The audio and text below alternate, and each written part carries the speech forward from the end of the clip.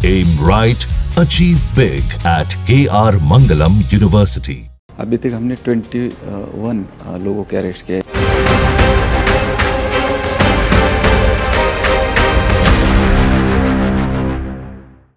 15 gents है, 6 लड़कियां भी है। इसमें विक्टिम कैसे मिला और क्या इन आरोपियों ने कुछ और विक्टिम्स को ऐसे धोखा उन्हें दिया है?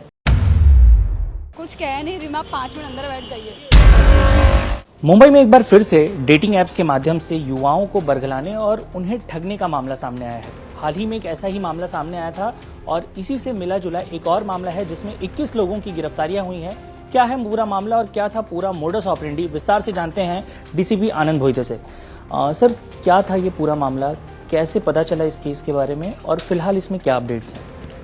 बोरीवली पुलिस स्टेशन में एमएचबी पुलिस स्टेशन में कंप्लेंट हमें प्राप्त हुई थी कि ऐसे डेटिंग ऐप के माध्यम से उनके साथ चीटिंग हुई है और कम से एक 35,000 का बिल जनरेट किया गया था और वो देने के लिए उनको उनके साथ एक चीटिंग का मैटर हुआ है। तो ये इंक्वायरी करते टाइम ये पता चला कि एक गैंग जो है डेटिंग ऐप के माध्यम से चीटिंग करने के लिए वो काम कर रही है। इन्वेस्टिगेशन में हमने टेक्निकली इन्वेस्टिगेशन करने के बाद अभी तक हमने 21 लोगों के अरेस्ट किया है, जिसमें से 15 जेंट्स है और उसमें साथ ही साथ 6 लड़कियां भी है। इनकी मोडस ऐसी है कि ये फेक प्रोफाइल बनाने वाली एक टीम रहती है इनकी। जो लड़कियां हैं उनके कुछ फेक ही नाम रखते हैं, फोटो और फेक नाम। उसके बाद वो सभी रिक्वेस्ट मैच करने के लिए राइट करते, जो ऐप के माध्यम से रिक्वेस्ट है वो करते। कोई युवा या फिर कोई सामने वाला अगर फ्रेंड रिक्वेस्ट करता है डेटिंग के लिए, वो रिक्वेस्ट डालता है तो वही फिर उसके साथ चैट भी करते और अगर वो बात करना चाहता हो तो लड़की को फ़ोन देके बात भी करते। दूसरी टीम जो है वो होटल के यहाँ पे काम करती है। होटल के मैनेजर जनरली इसमें शामिल होते। 50% शेयर उनका रहता है, ऐसा हमारे इन्वेस्टिगेशन में पता चला है। उसमें वो जो बिल होता है जनरली 5,000 रुपीज़ का अगर बिल है तो उसका वो 25 या 30,000 तक ले जाते हैं और 50% शेयर मार्केट वो होटल मैनेजर को जाता है और 50% इनका पास रहता है।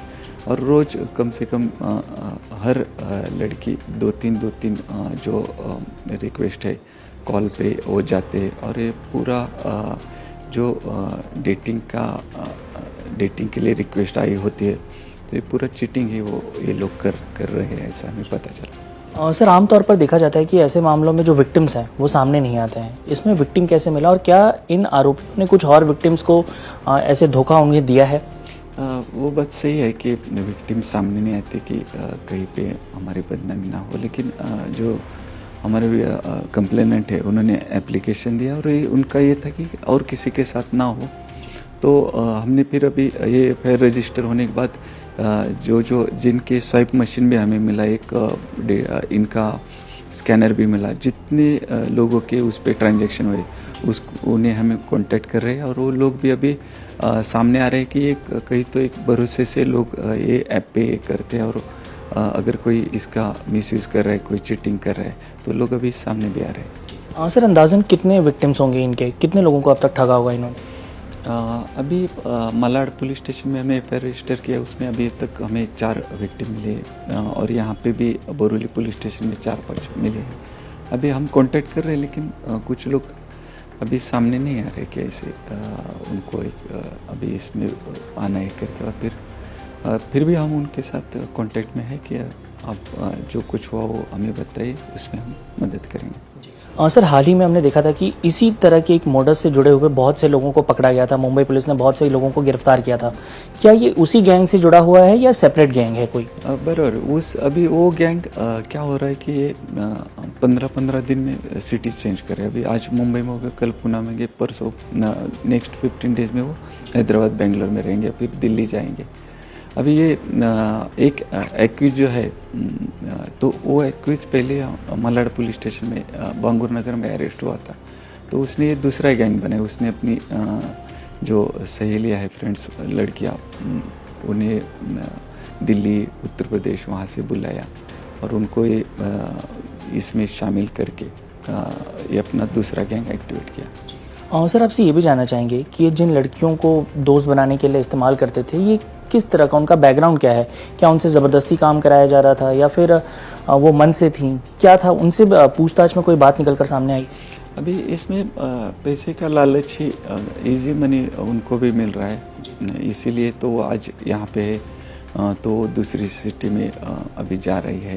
अभी उनको भी सब मालूम है कि ऐसा ऐसा चल रहा है, लेकिन वो पैसे के लालच में सब लोग ऐसा कर रहे हैं, ऐसे हमें दिखाई दे। सर आखिरी सवाल होगा कि युवाओं को क्या संदेश होगा, क्योंकि खासतौर पर उन लोगों को कि ये किस वर्ग के लोगों को टारगेट कर रही हैं, कौन हो सकता है या कैसे इन्हें फंसाया जा रहा है, अगर उनके बारे में थोड़ा बताएं।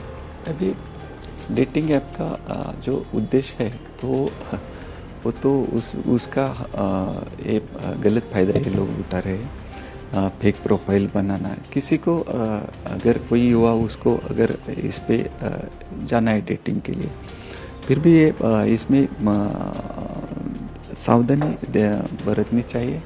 और अगर सच में आपके साथ कोई ऐसा आपको यूजुअली जो होटल में जहाँ पे जाते हैं ऐसे कुछ एक्स्ट्रा बिल आता है तो तुरंत नज़दीक पुलिस स्टेशन में उन्होंने ये कांटेक्ट करना चाहिए, ताकि ये कोई ऐसी चीटिंग करने वाली कोई गैंग इसके पीछे ना हो। इंडिया टीवी से बात करने के लिए बहुत बहुत धन्यवाद। अभी जो भी मैनेजर आएंगे फिर आप बात कर लीजिए। हाँ बताइए, आप बताइए, आप क्या कह रहे हैं? 5 मिनट अंदर बैठ जाइए, कुछ कह नहीं रही मैं, 5 मिनट अंदर बैठ जाइए। ये जो होटल है इसके कर्मचारियों को गिरफ्तार किया है। नहीं, आप फिर क्यों कह रहे हैं? नाम बताइए ना, किसको किया है? से 5 कर्मचारियों को किया है। एफआईआर में नाम जो है, हाँ नाम क्या है?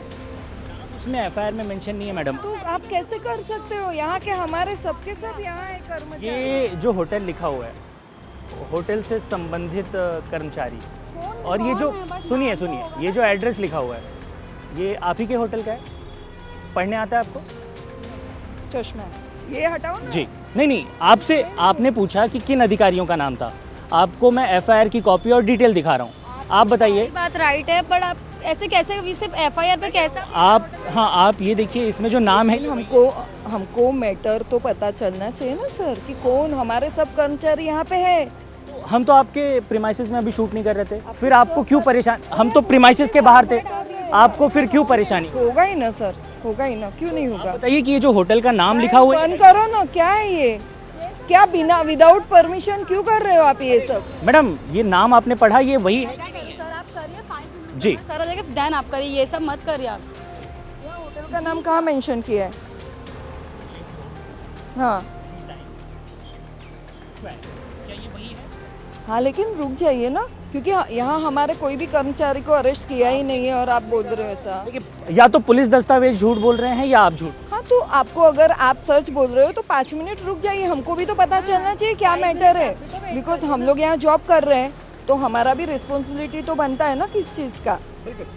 देखिए, इस वक्त हम टाइम स्क्वायर उस बिल्डिंग के बाहर हैं जहाँ पर खास तौर पर ये नाम लिखा गया है। अगर आप देखें तो पिछले कुछ दिनों में मुंबई में इस तरह की कई घटनाएं सामने आई हैं, जिसमें पता चला है कि लड़कियों और एक गिरोह के माध्यम से कई लड़कों को ठगने का काम किया जाता था। अब हमने पहले भी ये रिपोर्ट दिखाई कि द गॉडफादर नाम का एक रेस्टोरेंट था जहाँ पर लड़कों को बुलाया जाता था और उसके बाद वहाँ के कर्मचारियों द्वारा भी उसमें संलिप्तता बताई जा रही थी। अब जो कर्मचारी यहाँ पर बातचीत कर रहे हैं, उनका ये कहना है, उनका ये दावा है कि इसमें वो लोग शामिल नहीं हैं और उन्होंने ये अपील की है कि जब उनके मैनेजर या सीनियर्स आ जाएंगे तब वो बात करेंगे। वहीं अगर दूसरी तरफ आप देखें तो पुलिस द्वारा जो एफआईआर दर्ज की गई है उसमें साफ तौर पर ये बात लिखा गया है कि टाइम स्क्वायर के 4 से 5 कर्मचारियों को गिरफ्तार किया गया है, उनके ऊपर एफआईआर भी ली गई है।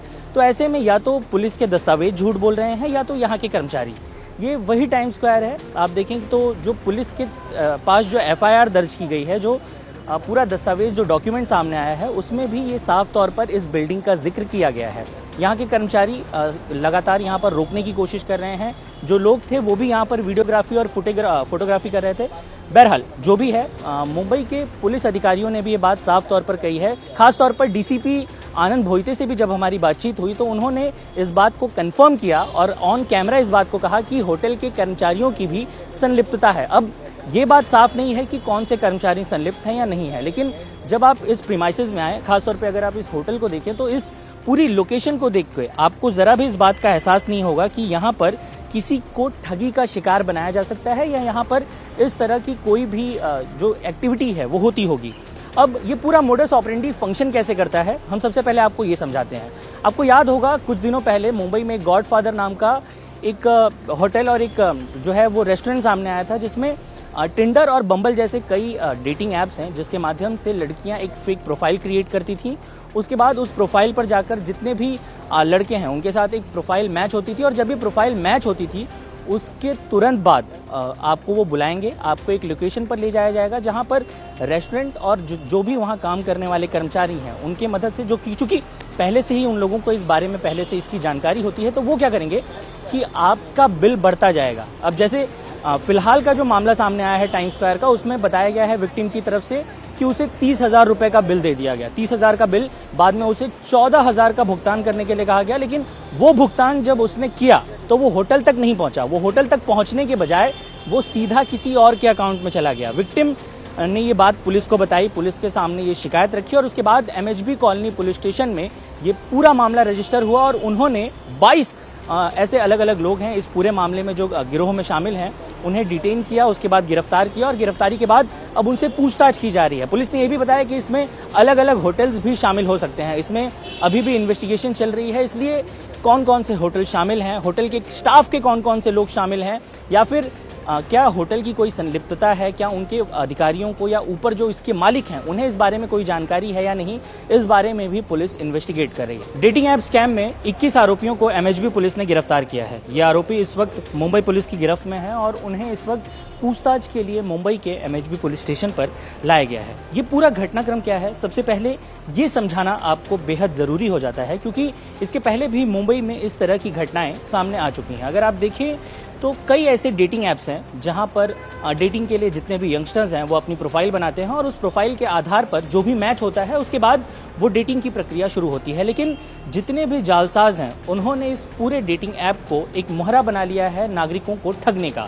अब ये मोडस ऑपरेंडी फंक्शन कैसे करती है, सबसे पहले आप एक प्रोफाइल बनाएंगे और जिसके साथ आपकी प्रोफाइल मैच होगी वो सामने वाला अगर ठग निकला तो आपको डेट पर बुलाया जाएगा। डेट पर बुलाने के बाद एक पहले से ही फिक्स्ड रेस्टोरेंट या बार, कैफे जो भी होगा वहां आपको ले जाएंगे, और वहां जितने भी ऑर्डर्स होंगे उसकी प्राइस दुगनी, 3 गुनी, 4 गुनी, या यूं कहिए कि 30 से 40,000, 50,000 के आसपास भी वो बिल बनाया जाएगा, और उसके बाद उस बिल का भुगतान करने के लिए कहा जाएगा।